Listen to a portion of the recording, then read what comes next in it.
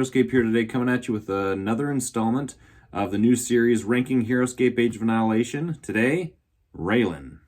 Just before we get started, I want to remind everybody that I have been officially marked as a Renegade affiliate, and so in the description is my Heroscape affiliate link. Again, that's a way to help support the channel going forward. So for those of you that want to pre-order Heroscape, or honestly any Renegade product, use that Sir Heroscape affiliate link as a way to support the channel. Really appreciate it. And without further ado, let's get into it. So let's jump right in and read the card. We've got Raelin, the Kyrie warrior, who now follows Utgar instead of Jandar.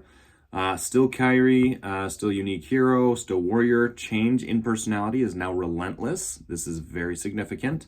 Large 7, also a change in size, which is also very significant. Look at the stat block. We've got 6 life, 6 move, 1 range, 3 attack, 3 defense. Now, the most significant part of the stat block is the life. Life increase, I think, here is representative of the fact that she is now on a tiger thing. A tiger with wings. I'm not really sure what to call it. Maybe in some lore release we'll get whatever species that beast is, but it's freaking cool. But yeah, so the increase in life, movement's the same, range, attack, defense is the same. Points are 100, so 20 higher than the Rise of the Valkyrie version and 20 lower than the Storm of the Morrow version, which I like. Now let's take a quick look at the powers. Terrifying aura.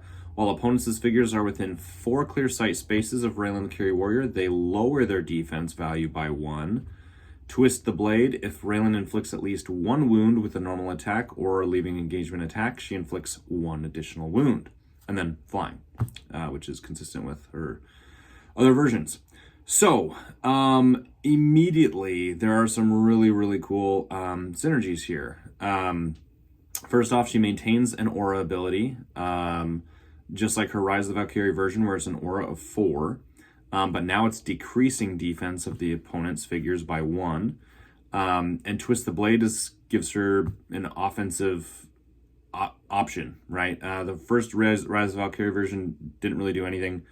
The Storm of the Morrow version had an interesting whirlwind special, which was allowing her to, get an order marker and jump in the middle of stuff and attack it, but it was very situational. You didn't see it too often. Twist the Blade actually is pretty significant and definitely gives you a reason to throw some attacks, some order markers on her and get some attacks in, especially on lower life heroes or big target heroes or wounded heroes.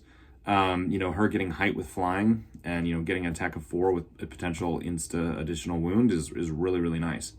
And the fact that it's also on leaving engagements is pretty cool, because that gives the option to just anytime someone wants to disengage with her, you can always inflict an additional wound, which is great.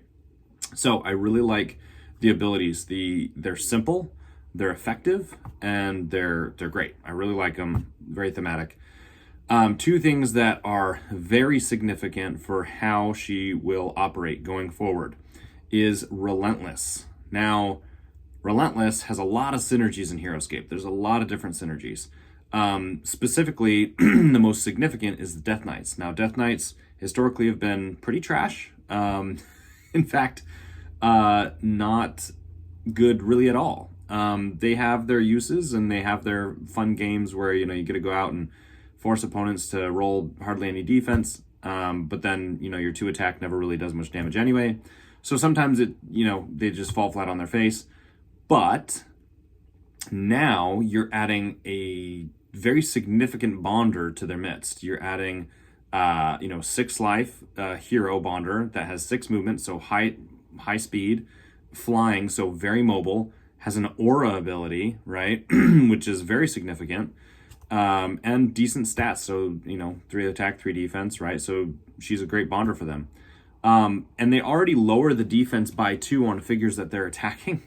So basically, figures will be rolling 0 defense when they're bonding with her, because as long as you're within Raelin's aura, the average defense of figures is 3 defense, and so you're really looking at some solid opportunity to do some damage when, you only have 2 attack, but you're guaranteed basically 1 skull out of 2 attack dice, which means with basically 0 defense on the average figure, you're going to be doing some crazy damage. So really, really good there. The large impact is also significant.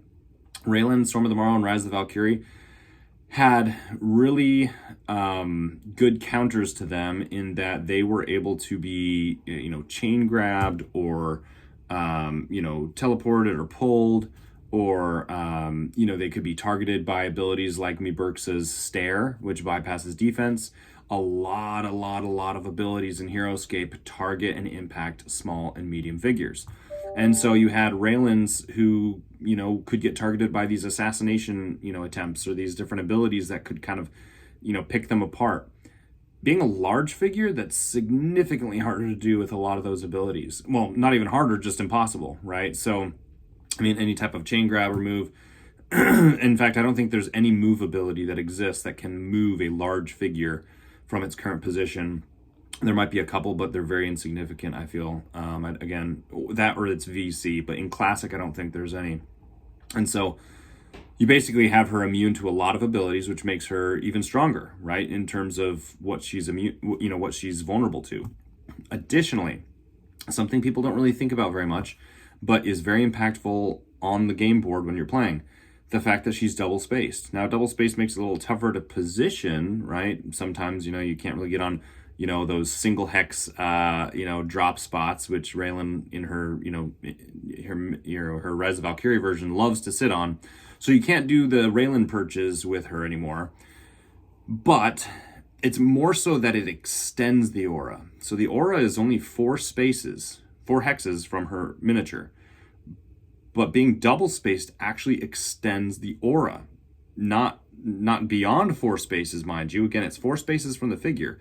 But in true, actual hexes, if I take the back hex, right, and I take the forward hex, in practice, it's actually a bit of an aura, like a 5-space aura, right? Especially, depending on how you align it, whether you're aligning it vertically or horizontally, you can extend the aura farther than if it were one single miniature on a single hex, which is very impactful because that makes it even more meaningful when you're, bonding and attacking and trying to set up, good positioning.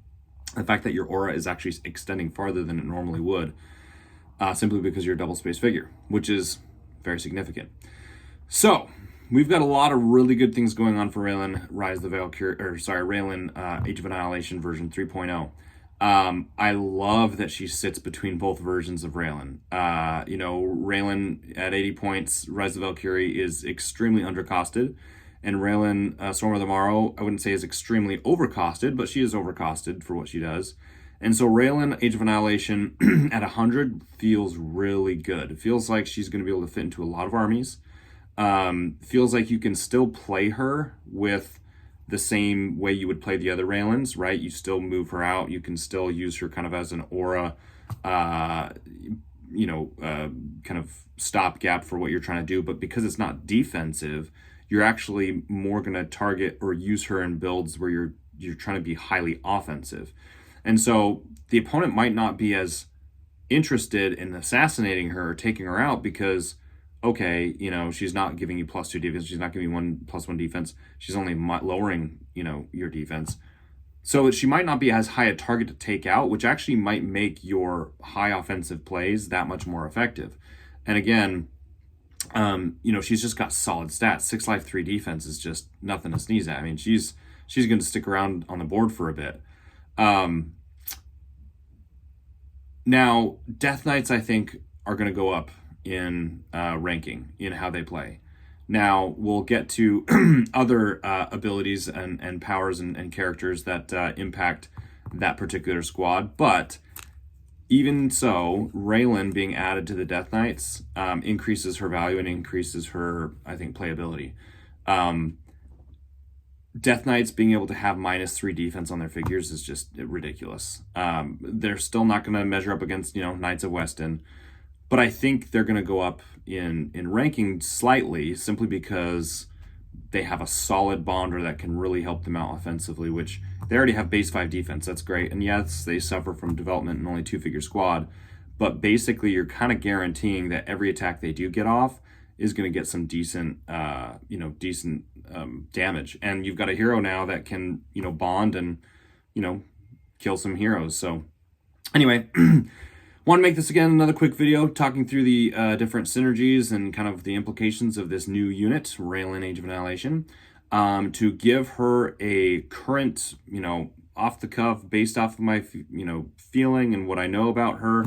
I'm going to give her a solid B+. I don't think that she's going to sit at B+ for very long, just because I think I might be overestimating her value in Death Knight builds, and I think I might be overestimating her impact on the battlefield versus her other versions, right? Because, defensive versus offense is, defense is much more impactful to raise the defense of weaker units than it is to lower defensive units, I feel. So I think I might be overestimating her overall value in her drafting, throughout, Heroscape going forward. But I think I'm giving her a B+ because she alone, I think, will raise the competitiveness of the Death Knights. And any type of unit that is going to increase the ranking or increase the competitiveness of other units, I think has some solid value. I tend to see B- or B units as kind of the middle average power, right? Good in some matchups, bad in others. I think at her price point for 100 points, she's going to be very draftable in a lot of different armies. And as we kind of experiment and play with her, how she buffs and synergizes with other units, I think she's going to be very easy to throw in to a lot of armies and be useful. So I'm going to give solid B+ for Raelin, Age of Annihilation. Thank you guys for watching. We'll see you guys next time.